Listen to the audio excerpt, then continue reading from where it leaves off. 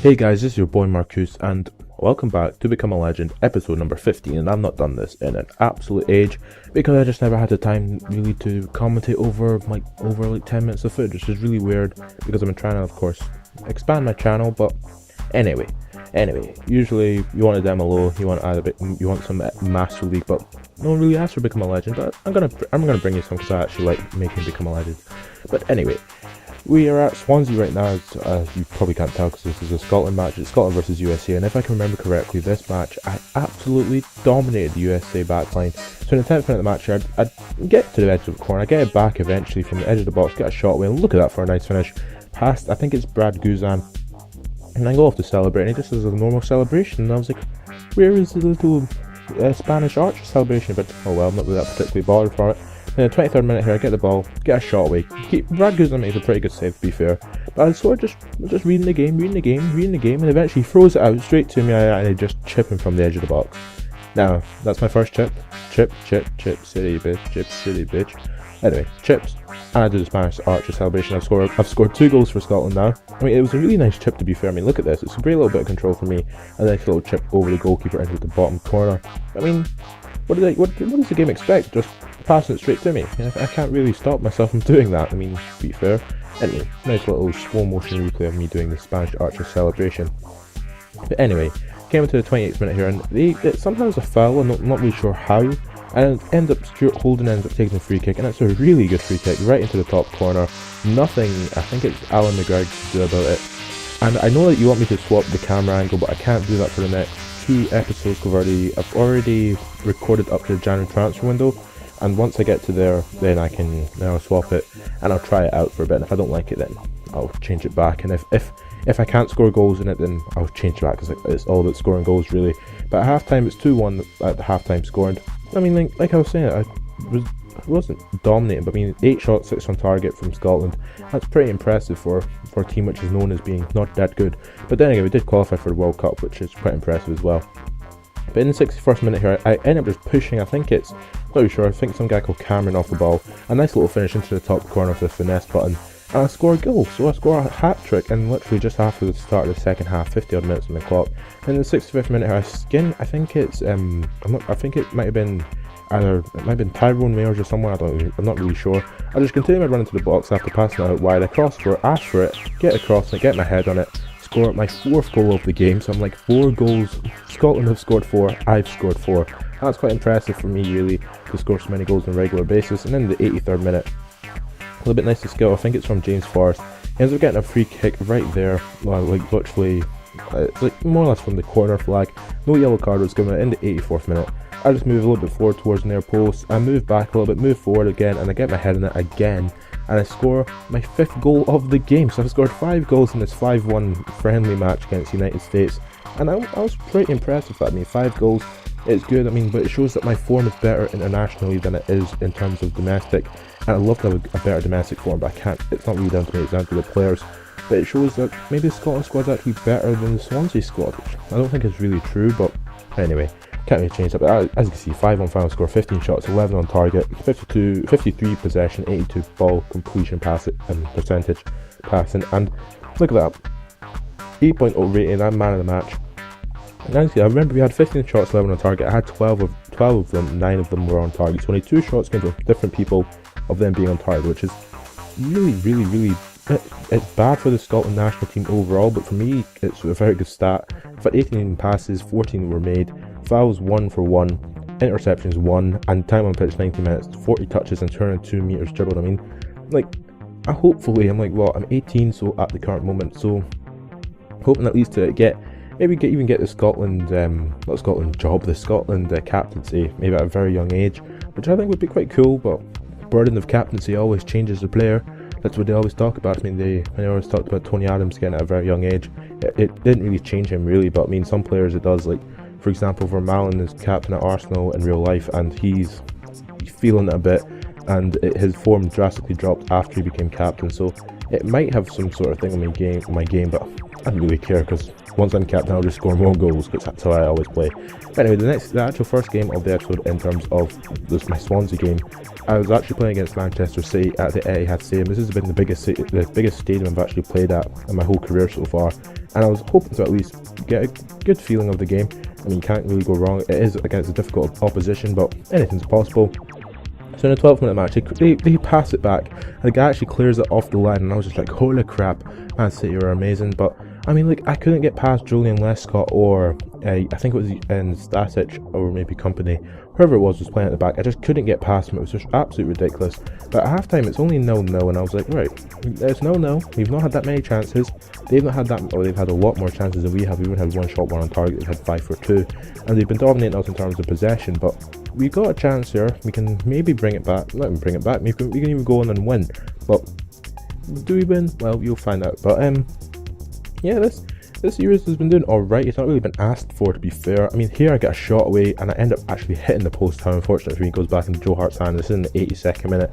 But in the last minutes of the match, I think it's Nasri for a corner. He hits it in, and I think it's Dzeko. Yep, ends up handing it past Tremel, and Man City lead 1-0 in the 90th minute. I was just like, I felt so bad because it's always difficult to take a defeat on your heart. But anyway, like I was saying, this hasn't really been asked for, really, compared to like my other, like, MLO's always asked for. Master League, people want me to bring it back.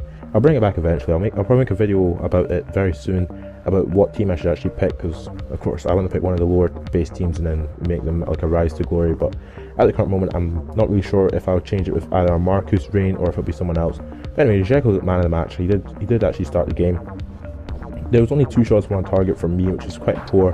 12 passes, 11 were made. I did play the whole 90 minutes, but I only had 80 meters dribbled compared to the 202 for Scotland. But as you can see, very shortly, there was 0. We have 0 points right at the bottom of the league. We're probably going to get relegated, and I don't really want that. But anyway, the boss has decided to call me up for the next match. I felt I needed a rest. So against Everton, we ended up losing 1-0 because he didn't play me. And I was just like, that's why I don't play him. I mean, like, there should be. I mean, I was talking to Midnight Kid about this, and the fact that there's no real reason as to why they would drop me. They just dropped me for the hell of it, which I think is a bit disappointing, but maybe it will change in the next edition of the game. Into the next game against West Brom. If I can remember this game, we played really well, but it ended up not really working in our favour, as usual, because that's what always happens in these stupid games. We play well for a bit, and this was the first game I started up front with being Michu. Like, that doesn't really look like Michu, but it is Michu, and it was the first time I actually played with him up front, and I was expecting to at least get something good from it. So in the 25th minute of the match here, yeah, and the ball ends up coming to me eventually. I get a shot away. Michu gets a very good shot away, and very nice finish from the Spanish hitman. That's what I want to call him. The Spanish hitman scores a nice goal for 1-0 for Swansea, and I mean, it was a good goal. So we were just like, right, calm it down a bit. I mean, it's only the first half. It's only midway through the first half. We want to just keep it going. So eventually, Dyer ends up picking me out on the right hand side. I just come back inside, get a good shot away. Keeper makes a good save, and it gets cleared. I mean, like, all these chances and nothing was really coming from it. I mean, we did score a goal, but big Lukaku here, I think, ends up scoring from a header from on the right hand side, across from the right hand side, and I was just like, like, I was a bit disappointed concerning that. But then it's down to the defense, down to the AI defensive is just a bit poor in this game compared to what it should be. But I can't really fix that. So at halftime, both teams have had 4 shots, 3 on target. We've sort of been dominated by West Brom, which isn't really a good thing. But in the 55th minute here, I eventually get the ball. I skin past, I think it's Liam Ridgewell, I can't really tell for sure. And I get a really nice shot away and past the goalkeeper. And I was just like, oh my god. So I've scored another goal, scored with me and Mitra. And this is my new celebration, the big Balotelli celebration. Which I was like, holy crap, he actually did it. Like, he usually just does the Spanish Archer, but he does the Balotelli celebration there. And I was really impressed with it because you never usually see it. And then I ended up getting substituted for Pablo Hernandez, and I was like, fair enough, okay. And substitute for Pablo Hernandez, get a nice big hug off the manager. I'm going to call him Michael from now on because Michael Laudrup is the manager.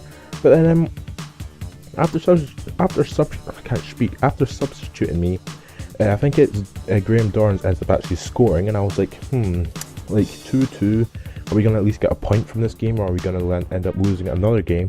And let's see what happens. Well, in the 82nd minute here, after substituting me and just having no focal point in the attack, or no focal point just in terms of actually getting the ball to me, I think it's Graham Dorrans again gets it to Morrison. Morrison's a little double touch pass. I think it's Ashley Williams, I'm not really sure. And Morrison scores 3-2, and I was like, what? like, I came off. I know I came off, but for them just to basically play crap without me, it was a bit shocking to see. So I was expecting at least better from them. There were 9 shots, 6 on target from the whole team, and 7 shots, 5 on target from West Brom. And the man match for them, ended up being Dorns, who actually got 7.0 rating. So I mean, I had a pretty good game, but I can't really change anything about that. I mean, there were 6 shots, 4 on target from me, 9 passes, 7 made, 129 meters dribble. I mean, I had a very good game. I just couldn't win, so it was very difficult. But anyway, my overall rating's gone up. I'm now a 68 rated striker. My dribble accuracy and long pass accuracy has also gone up. And into the next match and final match of this episode against Aston Villa. If I can remember correctly, this isn't one of the matches where I get substituted unbelievably early on, and I was not very happy about it. But I was expecting this when I moved from PEC's volley to Swansea. I mean, at Volley I had a great time, but I mean, at halftime it's 0-0. Nothing's really gone in this match. As you can possibly tell, there's only been 3 shots, 1 on target. So, I mean, it's not really been particularly an entertaining game. And in the 71st minute here, I think it's Zogbia ends up playing through. It might be Benteke. Benteke goes through, very good shot. A pretty poor attempted save by Michel Vorm. And Benteke scores 1-0 to Aston Villa. And I was just like, oh god. But then eventually, I think it's Agbono who plays in Darren Bent. Bent comes inside, and he just gets a shot away, and he scores again. And I was just like, oh god. So Aston Villa's goal, 2-0 up, and I'm not sure if I actually do get substituted, or if the game, I don't get substituted at all. The game ends 2-0 to Aston Villa, so we're still bottom of the Premier League with 0 points. And yeah, so that's the final game of this episode. I mean, there's only 3 shots, 1 on target. That's absolutely dreadful. There's been basically no highlights from the actual game. I only got a 6.5 rating, and as you can see, there were 3 shots, 1 on target, 2 shots came from me, and the 1 on target came from me. So I mean, Swansea just seems to play maybe not into my terms of actual style of gameplay for my individual player, maybe for my overall game, maybe. But as you can see, there's been 5 appearances from me. I've had 2 goals, which is alright, but for Scotland I had 9 for 15 goals. 9 appearances, 15 goals. That's insane. And here's just me changing my appearance, which you'll see in the next episode right at the start. So if you have enjoyed this episode, subscribe to my channel for more, and catch you later.